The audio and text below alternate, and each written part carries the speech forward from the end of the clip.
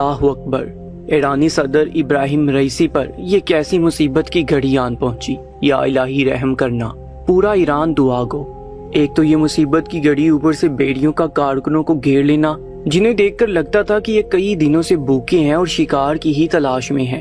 جیسی اطلاعات موصول ہوئی کہ ایرانی صدر ابراہیم رئیسی آذربائیجان سے ایران جاتے ہوئے حادثے کا شکار ہو گئے ہیں اور ان کے ہیلی کاپٹر کو جنگل میں ہنگامی لینڈنگ کرنا پڑی ہے، تو فوراً امدادی ٹیموں کو روانہ کیا گیا تاکہ جلد از جلد موقع پر پہنچ کر ایرانی صدر بشمول 3 افراد کی حفاظت کی جا سکے۔ مگر اس سے پہلے کہ ہیلی کاپٹر کی کھوج کی جاتی، اچانک ایک طرف سے خونہار جنگلی بھیڑیوں نے امدادی ٹیموں پر حملہ کر دیا۔ امدادی ٹیم کے کارکنوں کے ساتھ وہاں جو کچھ ہوا، وہ ہیلی کاپٹر تک پہنچ سکے یا نہیں، ریسکیو آپریشن کرنے والی ٹیم نے وہاں پر کیا دیکھا، سن کر آپ کی آنکھیں نم ہو جائیں گی۔ یہ تمام تر معلومات آپ کو آج کی اس ویڈیو میں بتائیں گے۔ اگر آپ اس چینل پر نئے ہیں تو چینل کو سبسکرائب کر کے ہمارے چینل کا حصہ بن جائیے گا۔ دوستو، ایرانی صدر کو تلاش کرتے ہوئے اچانک بھیڑیوں کا پیش آنے والا معجزہ کیا تھا؟ بھیڑیوں نے امدادی کارکنوں کے ساتھ کیا کیا؟ کہا جا رہا تھا کہ اس جنگل میں خونہار بھیڑیے رہتے ہیں جو انسانوں پر حملہ کر دیتے ہیں۔ کئی طرح کے وسوسے تھے جو دلوں میں پنپنے لگے تھے، یہ ہم آپ کو تفصیل سے بتائیں گے، مگر اس سے پہلے بتاتے چلیں کہ ایرانی صدر ابراہیم رئیسی حال ہی میں پاکستان کا دورہ کر کے گئے ہیں، مختلف مقامات پر گئے اور ڈاکٹر علامہ محمد اقبال کے مزار پر فاتح خوانی بھی کی۔ پاکستان کا دورہ کرنے کے بعد ایرانی صدر ابراہیم رئیسی آذربائیجان کی طرف دورہ کرنے کے لیے گئے۔ آذربائیجان کا دورہ کرنے کے بعد ایران کے صدر نے وہاں پر ایک ڈیم کا افتتاح کیا، اور ڈیم کے افتتاح کرنے کے بعد یہ فیصلہ کیا گیا کہ وہ اپنے پرائیویٹ ہیلی کاپٹر کے ذریعے اب واپس ایران جائیں گے۔ ایرانی صدر ابراہیم رئیسی اکیلے نہ تھے، بلکہ ان کے ساتھ 3 مزید شخصیات بھی موجود تھی، جن کے نام ہم آپ کو یہاں پر بتاتے چلیں۔ ابراہیم رئیسی ایران کے صدر، امیر عبداللہیان ایران کے وزیر خارجہ، ملک رحمتی مشرقی آذربائیجان صوبے کے گورنر، محمد علی الہاشم صوبہ تبریز کے امام، اور ہیلی کاپٹر پائلٹ سمیت ہیلی کاپٹر کا دیگر عملہ بھی موجود تھا۔ جس وقت ایرانی صدر آذربائیجان سے ہیلی کاپٹر میں بیٹھ کر جانے لگے تو انہوں نے سب لوگوں کی طرف دیکھ کر ہاتھ ہلایا۔ اس کے بعد ہیلی کاپٹر فضا میں اڑنے لگا۔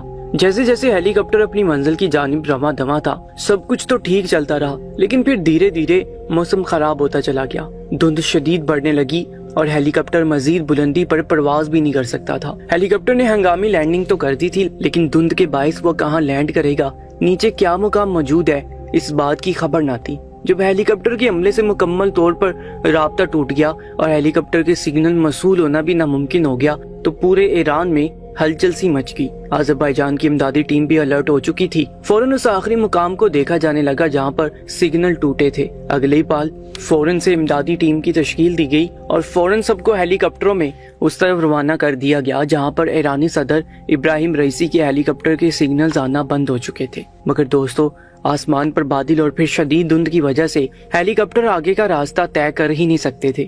ان مقامات پر فوراً گاڑیوں اور ایمبولینسز بھیجی گئیں، کیونکہ جہاں پر ہیلی کاپٹر نے لینڈ کیا تھا اور جہاں پر لینڈ کرنے کے اثرات موجود تھے، وہ کوئی ہموار زمین نہیں بلکہ ایک پہاڑی تھی۔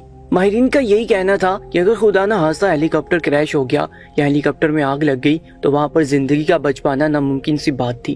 پورا ایران ایرانی صدر کے لیے دعا گو تھا۔ امدادی کارکنان زمینی راستوں سے جنگل میں گھس کے اپنے ساتھ ہتھیار بھی لائے تھے اور امدادی سامان بھی۔ وہ جنگل میں آگے کا راستہ طے کر رہے تھے، لیکن نہ جانے کیا بات تھی کہ جنگل میں سگنلز آنا بالکل ہی بند ہو چکے تھے۔ ہیلی کاپٹر کہاں پر گرا تھا کچھ بھی معلوم نہیں تھا۔ لوگ گروپس کی شکل میں پورے جنگل میں پھیلنے لگے تھے تاکہ کسی کو بھی ہیلی کاپٹر ملنے کی امید نظر آئے تو فوراً باقیوں کو اطلاع کی جا سکے۔ مگر دوستو، ان سب کے باوجود بہت دیر تک، یہاں تک کہ شام ہو چکی تھی، مگر ہیلی کاپٹر نہ مل سکا تھا۔ تقریباً 30 کے قریب امدادی کارکن وہاں پر موجود تھے جو مختلف راستوں پر جا کر ہیلی کاپٹر کو ڈھونڈنے کی کوشش کر رہے تھے۔ دوربینوں کے ذریعے دور بھی دیکھا جا رہا تھا تاکہ کہیں سے دھواں اٹھتا ہوا دکھائی دے یا پھر کوئی ایسا سگنل جس سے جان سکے کہ ایرانی صدر کس جانب کو موجود ہے۔ جیسے جیسے شام ڈھل رہی تھی، ٹارچ جلا دی گئی، لیکن تبھی امدادی کارکنوں کو ایک جانب کو جاڑیوں سے سرسراہٹ کی آواز آئی۔ جیسی سرسراہٹ سنی تو یہ سوچا گیا کہ کہیں وہاں پر کسی انسان کی موجودگی تو نہیں ہے۔ اگلے پل 3 امدادی کارکن ان جاڑیوں کے پیچھے گئے اور جاڑیوں کو ہٹا کر فوراً سامنے کا منظر دیکھا، لیکن یہ دیکھ کر وہ حیران رہ گئے کہ وہاں پر مرا ہوا ایک ہرن پڑا تھا۔ کوئی انسان موجود نہیں تھا۔ اس ہرن کی گردن سے ابھی تک خون رس رہا تھا، مکھیاں بن بنا رہی تھیں، ایسے لگ رہا تھا جیسے یہاں پر اسے تازہ ہی زخمی کیا گیا ہو۔ وہ ہرن تڑپ رہا تھا، یہ منظر دیکھ کر وہاں پر باقی امدادی کارکن بھی اکٹھے ہو گئے۔ انہیں یہ خوف لاحق ہو چکا تھا کہ یقیناً اس جنگل میں جنگلی خونخوار جانور بھی ہیں جو کسی بھی وقت ان پر حملہ کر سکتے ہیں۔ سب کو اشارہ کیا گیا کہ وہ الرٹ رہیں۔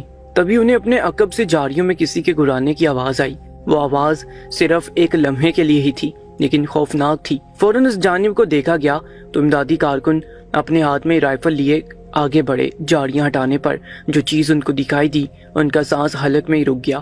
وہ بالکل سکتے کی کیفیت میں جا چکے تھے۔ ان کو یوں سکتے میں دیکھ کر باقی کے کارکن آگے بڑھے، مگر جو کچھ سامنے دکھائی دیا ان کو بھی گویا سانپ سونگھ چکا تھا۔ سامنے ایک بہت ہی خونخوار بھیڑیا موجود تھا جس کی آنکھوں میں چمک دیکھ کر لگتا تھا کہ وہ حملہ کرنے کو تیار کھڑا ہے۔ دوستو، اس بھیڑیے نے بلند آواز میں آوازیں نکالنا شروع کر دی کہ تبھی دیکھتے دیکھتے وہاں پر مختلف جھاڑیاں، درختوں کی اور سے اور دور چٹانوں سے کئی بھیڑیے بھاگتے ہوئے اس جانب کو آنے لگے۔ وہاں پر امدادی کارکن موجود تھے۔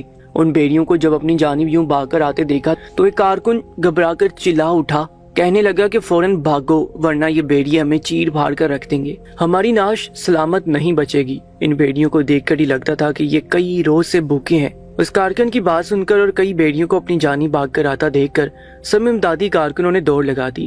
اندازے کے مطابق وہاں پر اس وقت تقریباً 14 سے 15 کی تعداد میں بھیڑیے تھے جو ان کارکنوں کے پیچھے بھاگ رہے تھے۔ ایک تو جنگل اور پھر دھند جو مسلسل بڑھتی چلی جا رہی تھی۔ صرف اتنا ہی نہیں، ان بھیڑیوں کے غرانے کی آواز دلوں کو کانپنے پر مجبور کر رہی تھی۔ تبھی امدادی کارکن ٹھوکر لگنے سے منہ کے بل گر چکے تھے۔ ان کے گرتے ہی وہ چلانے لگے کہ ساتھیوں ہمارے لیے رکو۔ ایک امدادی کارکن کا پاؤں درخت کی جڑوں میں پھنس چکا تھا جسے کھینچ کر نکالنے کی بہت کوشش کی۔ باقی کے لوگ تو کچھ دوری پر کھڑے تھے جو کہ 4-5 لوگ آ کر اس کا پیر جڑ سے نکالنے لگے، لیکن تب تک بھیڑیے بہت قریب آ چکے تھے۔ جب اس متاثرہ شخص نے ان بھیڑیوں کو اپنی بے حد قریب دیکھا تو اپنے ساتھیوں سے کہنے لگا کہ تم لوگ یہاں سے چلے جاؤ، میری خاطر رک کر انتظار مت کرو کیونکہ یہ بھیڑیے تم لوگوں کو بھی نقصان پہنچائیں گے۔ مجھے بچاتے ہوئے تم لوگوں کی جان کو بھی خطرہ ہو سکتا ہے۔ باقی کے امدادی کارکن تو فوراً آگے کو آپریشن جاری رکھتے ہوئے وہاں سے جا چکے تھے کیونکہ انہوں نے ابھی تک ہیلی کاپٹر نہیں ڈھونڈا تھا، جبکہ وہاں پر 5 کے قریب امدادی کارکن رک چکے تھے جن کا کہنا تھا کہ ہم تمہاری جان بچا کر ہی آگے بڑھیں گے۔ انہوں نے وہاں پر فائرنگ کرنا شروع کر دی۔ ان بھیڑیوں کو وہاں سے بھگانے لگے۔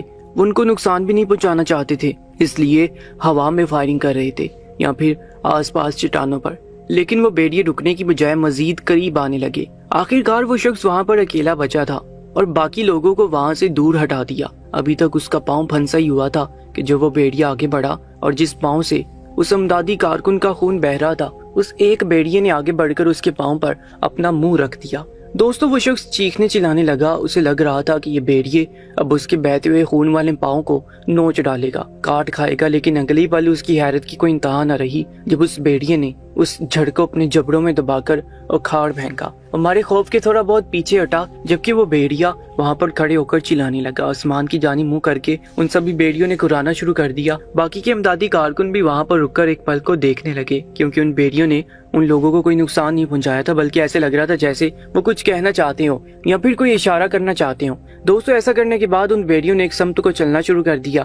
یہ دیکھ کر وہاں موجود سبھی کے سبھی کارکن حیران تھے کہ آخر یہ بھیڑیے بغیر نقصان پہنچائے یہاں سے جا کیسے سکتے ہیں، لیکن اگلے پل جب وہاں پر امدادی کارکنوں کو اپنے پیچھے آتے نہ دیکھا تو ایک بھیڑیا جس نے جڑ کو اکھاڑ پھینکا تھا اسی شخص کے پاس واپس آیا، پھر اس کے جوتے کے تسمے کو منہ میں ڈال کر کھینچنے لگا۔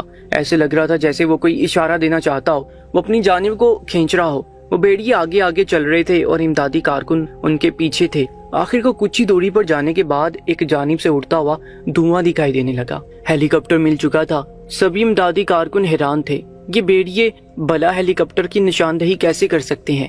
یہ بے شک ایک بہت بڑا معجزہ تھا جو پیش آیا تھا۔ ہیلی کاپٹر کے قریب جا کر آپریشن شروع کر دیا گیا۔ ملبے کو اٹھایا جانے لگا تاکہ ہیلی کاپٹر میں موجود ایرانی صدر کو بحفاظت نکالا جا سکے۔ دوستو، کریش ہیلی کاپٹر کے ٹکڑوں کو اٹھا کر دیکھا گیا مگر ان میں کہیں بھی کسی انسان کی موجودگی کے آثار موجود نہ تھے۔ یہ علاقہ بھیڑیوں سے گھرا ہوا تھا۔ ریسکیو آپریشن ٹیم بھی گھبرا گئی، کہیں ان بھیڑیوں نے ایرانی صدر کو نقصان تو نہیں پہنچا دیا، لیکن جہاں ہیلی کاپٹر گرا تھا وہیں پر قریب ہی بہت سے بھیڑیوں کے غرانے کی آوازیں آ رہی تھیں۔ آدھی ٹیم کو اس جانب آواز کے تعاقب میں بھیجا گیا تو یہ دیکھ کر اس ٹیم کے لوگوں کی آنکھیں اشک بار ہو گئی کہ سامنے زمین پر 4 افراد چت لیٹے تھے۔ آس پاس سینکڑوں بھیڑیے موجود گھڑا رہے تھے مگر ریسکیو اہلکاروں کو دیکھ کر پیچھے ہٹنے لگے۔